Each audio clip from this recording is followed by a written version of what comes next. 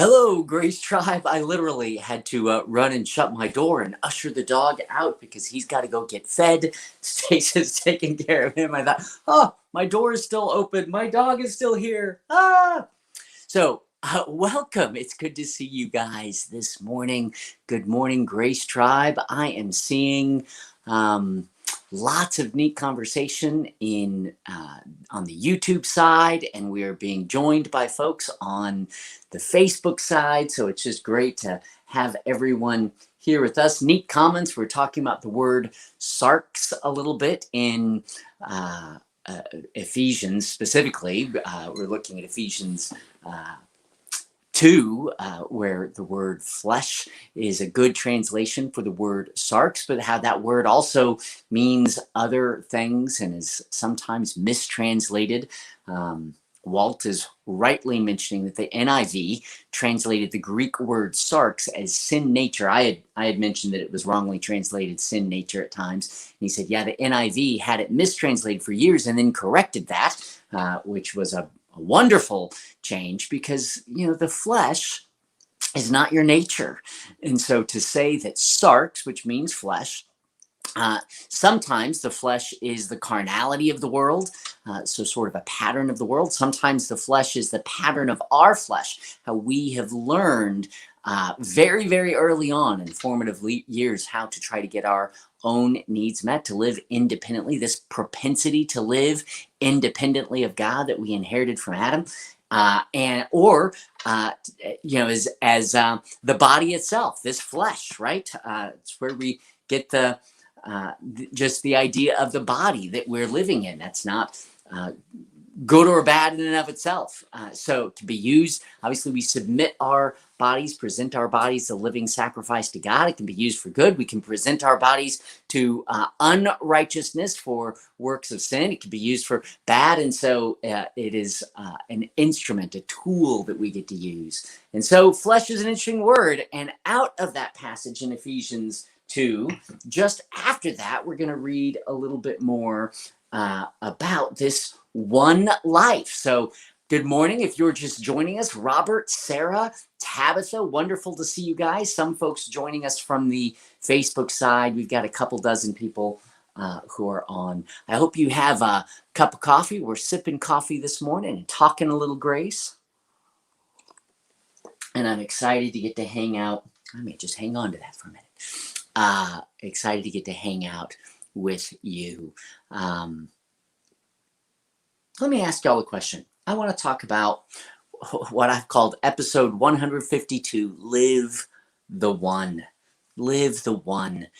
Yesterday we had a little devotional time talking about what it means for us to really believe that we have been crucified with Christ. And we looked at a passage in Romans 6 that talked about our having been immersed into Christ's death so that we could be immersed in his resurrected life. So if we've been buried with him, in fact, Paul says, do you not know that since you've been immersed into his death, you've been now raised to walk in newness of life? And so my question to start off our little devotional time today is, if Christ is the life, John 14:6 says he's the way, the truth, and the life, which means there is no other life. That's what that means. It means there is no life but Christ himself.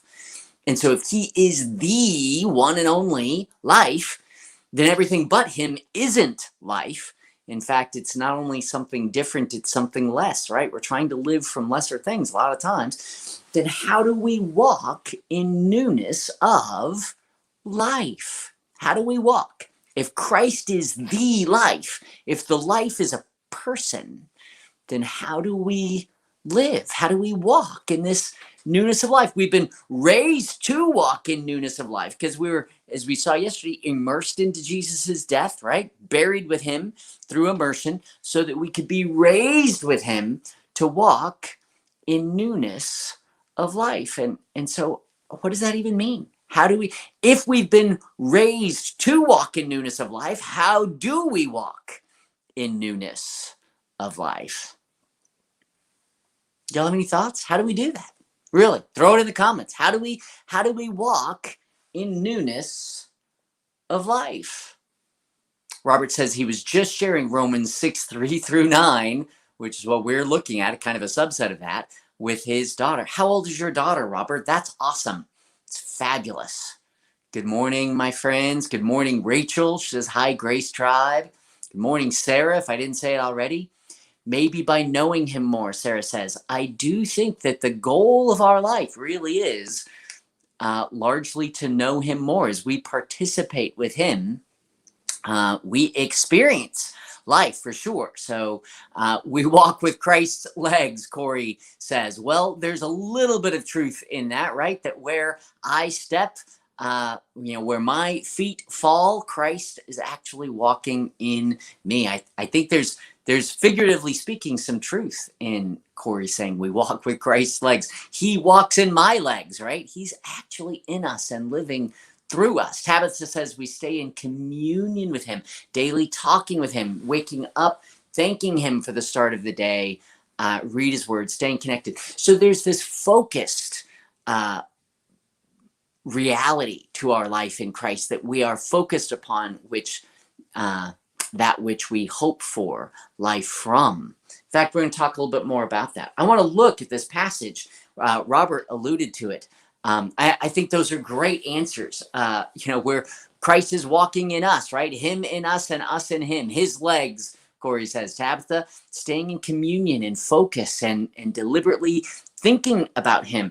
There's no law to that, right? There's no standard that am I praying enough? Am I doing enough? Am I reading enough? Am I talking to him enough? Am I in communion enough? We need to be sure to not turn that into a standard that I have to be doing that enough, but to be focused upon him is a great way for my mind set on the Spirit of Christ is life and peace, Romans 8 says. So absolutely, I think that living dependently without turning dependence into law, living aware of him and focused upon him without that awareness and focus to keep those things relational, not transactional, is absolutely critical. Rob is putting our verse up there before I get to it, so let's get to it. I have up here, as Rob is putting there, I don't know what his translation is, but I'll put it up here for you and skip a few things we're not going to focus on. In verse 4, Paul, writing to Ephesus, says, because of his great love, God's great love for us. In fact, if you have a little time today, you should go back and read from verse 1. We don't need it now, Rob. You should go and read from verse 1 because it's talking about this state in which we were in, dead in our transgressions and sin, inherited from Adam because all we had to live from, this is an important part, is the flesh. If all I have to live from before I'm in Christ is the flesh, then I'm a natural recipient of God's wrath because I'm living in idolatry of self. I'm living naturally in rebellion to God, which makes me naturally an object of wrath. That which is in rebellion against God ultimately will be a recipient of wrath. That's the nature of all things that are raised up against God. So I was born in Adam, living from the flesh, dead in my sin and transgressions. And this is the state, this rebellion. Lest people say, oh, that's not fair that you were born into wrath. While I was in rebellion against God, because, verse 4, because of his great love for me, his great love for you, while we are dead in our transgressions against him. Who are we transgressing against if not God?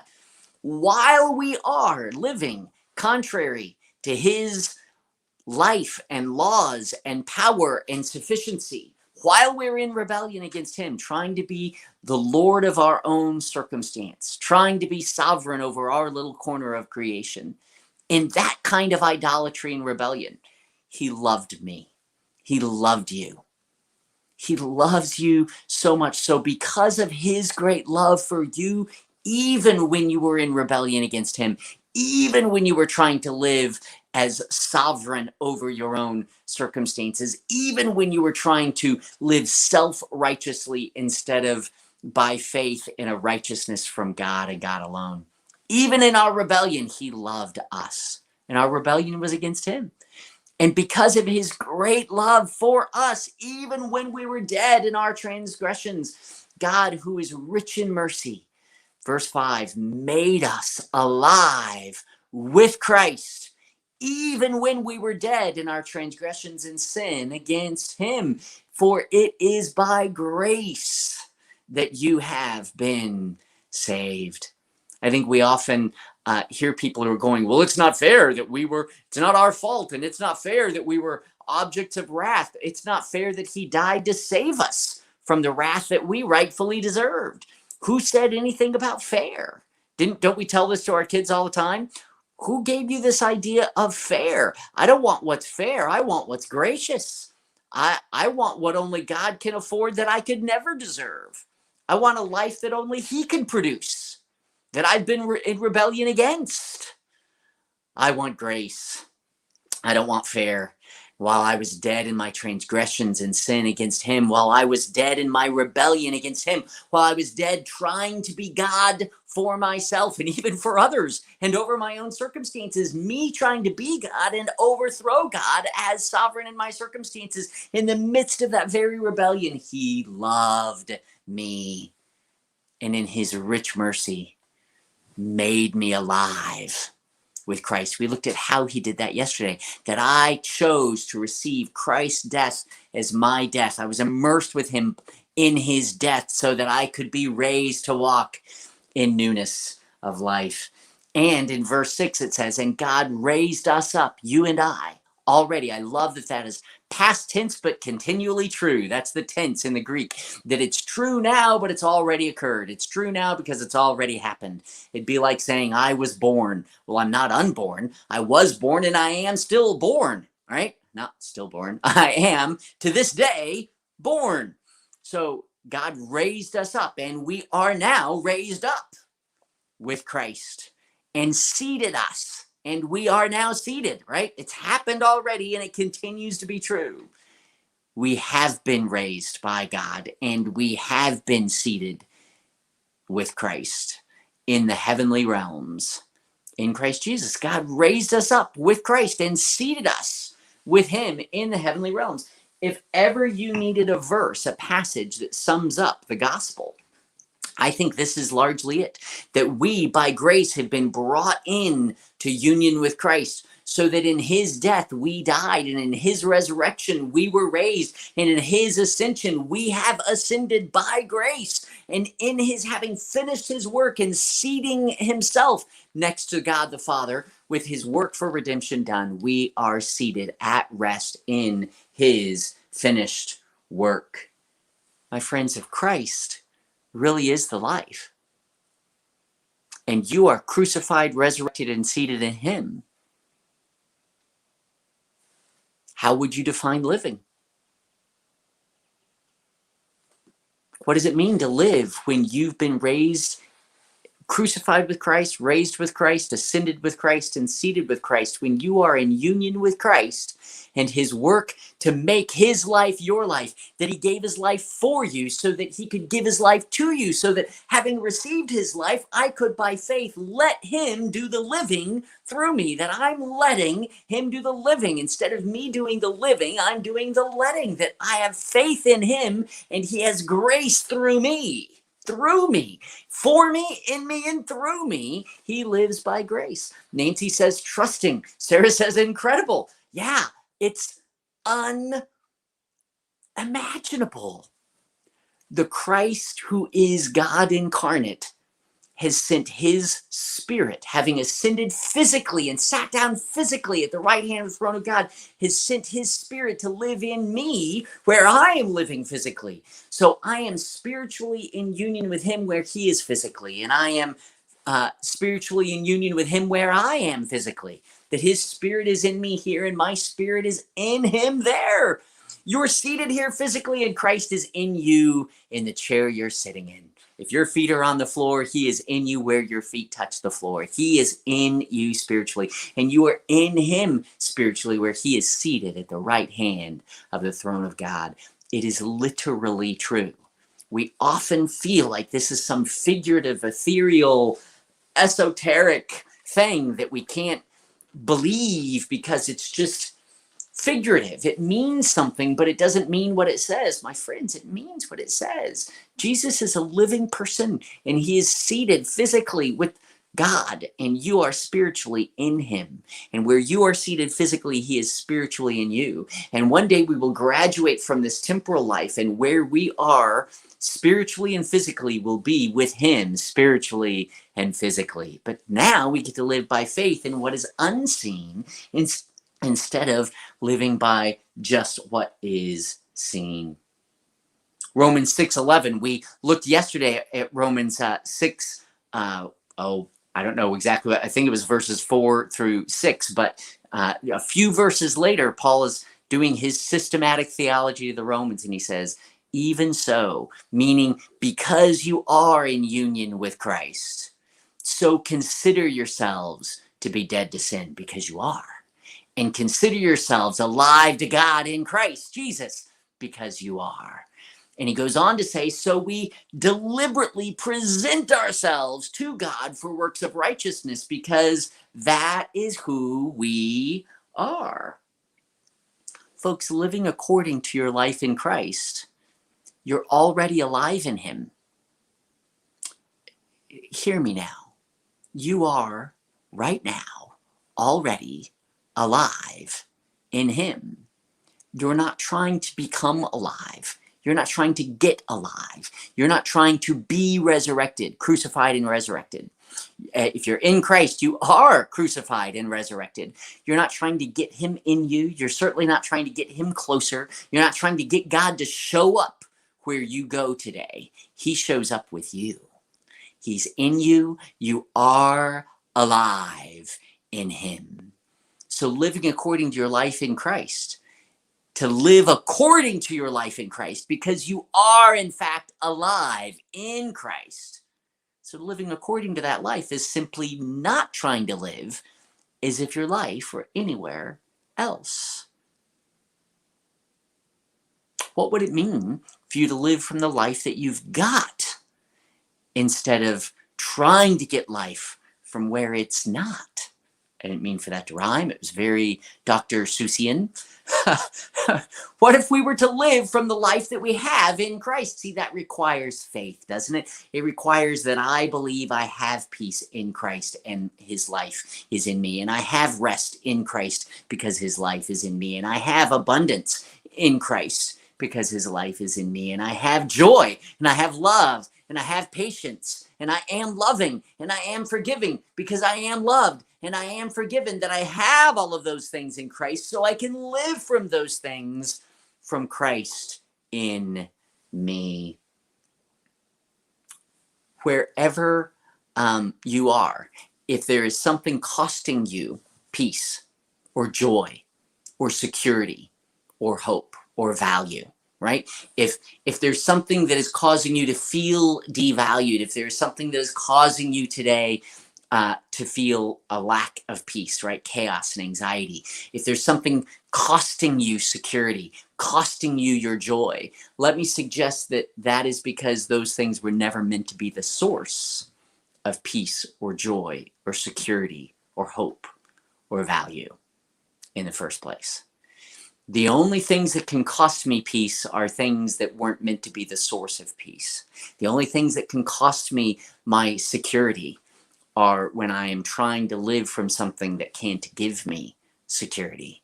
The only thing that can cost me the abundant life in Christ, which is nothing, right? Are those things in my experience, are those things where I'm trying to gain abundance or security or significance or my sufficiency apart from Christ himself, because Christ is already in you and he's already enough. I don't need to get him in me. I don't need to get anything else from him. I have fullness. You have fullness in Christ. I want you to really think about this for a moment. You have been crucified with Christ. You are not trying to die to self today.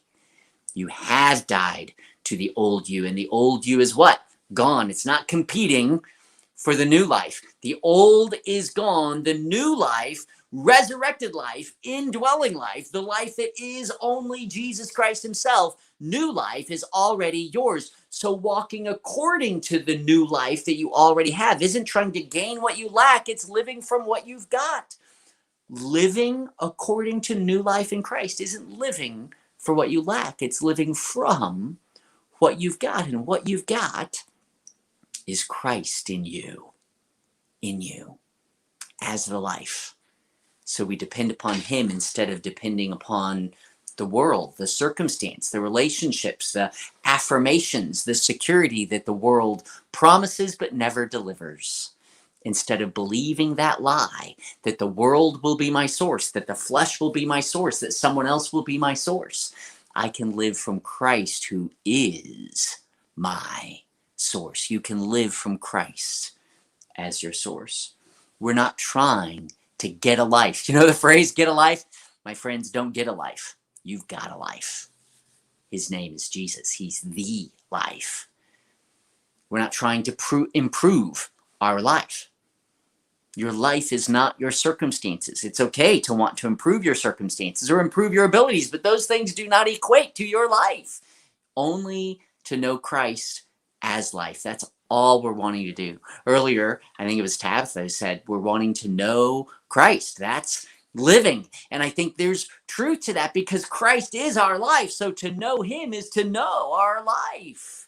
We're not trying to get a life, to cause a life, to improve a life, to be producing or fixing life. We're just wanting to know Christ as our life, and you already have him. He already is your life. We're not causing it. We're just increasingly trusting it to be true as we let, by faith, him live by grace through us. I don't have to deserve it. I can't deserve it, right? While we were yet sinners, Christ died for us. While we were dead in our transgressions and sin, as we just read, God made us alive in Christ by our union, right? Our co-crucifixion, resurrection, and ascension. So it's not going to be deserved. It's not going to be deserved. You're not trying to earn something from God in your circumstances today. You're trusting God to live his life through you in all circumstances today. So my friend, live the one, the life, the singular life. There is no alternate life. There's only life and death, and life is Jesus. There's only life and death, and life is Jesus. Everything else is fool's gold, right? It looks shiny, but it ain't the real thing. Let's not live for fool's gold. Let's not live for faux life, fake life, quasi life, unlife. Let's live from Christ. He's the one. He's the life. He's in you. Let's not live from lack in our circumstances. We can. You can live to fix the lack in your circumstances. Or today, you can live from sufficiency in Christ. I'm just going to turn that off for a second. Today, there will be things that threaten your peace if they were the source of your peace. Today, as you walk through your day, there will be things that threaten your sense of security because you could hope for security in those things. If my retirement account, meager as it is my hope of security for my future, then my security for the future will feel very threatened. Hear me, but that's a lie because my security is not in my meager retirement account. My value is not in other people's affirmations, though it can be threatened by that because I would like to receive it from them. My hope can only be threatened by those things that were never meant to be the source of it. And it's only threatened as I hope for those things to be a better source. That's called idolatry, my friends. If your rejection of me because I'm trying to slow down and talk a little calmer, some people are going to love that, some people are going to hate that. And so if I'm living to please everybody, then you are suddenly going to be a threat to my value. But if my speaking fast or speaking slow is not the cause of the life that I want from you, because you're not the source of that value, then I can live from God's value and afford to do whatever he wants me to do for you. And there's no right answer in the circumstances, because if you go left, then the people that want you to go right are going to reject you. And if you go right, then the people that want you to go left are going to reject you. So there is no hope for affirmation in the world, because either way you go, you're going to be rejected by some. But if my hope for life is in Christ, and that hope never disappoints, because he really is my life, he really is my value, he really is my security, he really is my peace, he really is my rest, then hope rightly placed in Christ never disappoints, because he's already poured out his love for me and his spirit, which is in me.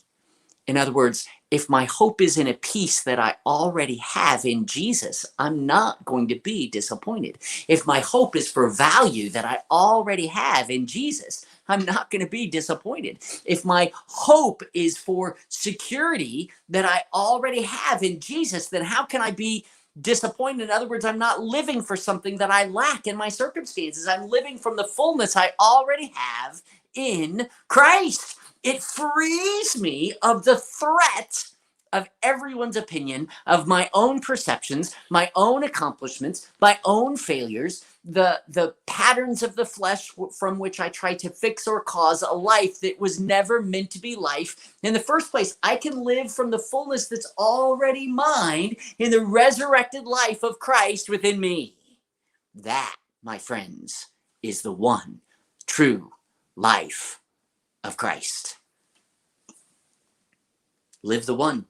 Live the one. His name really is Jesus. And you really do have him. And he really is the source. How might Abba use lack in the world today? Because stuff will threaten wrong hopes, inaccurate hopes for life.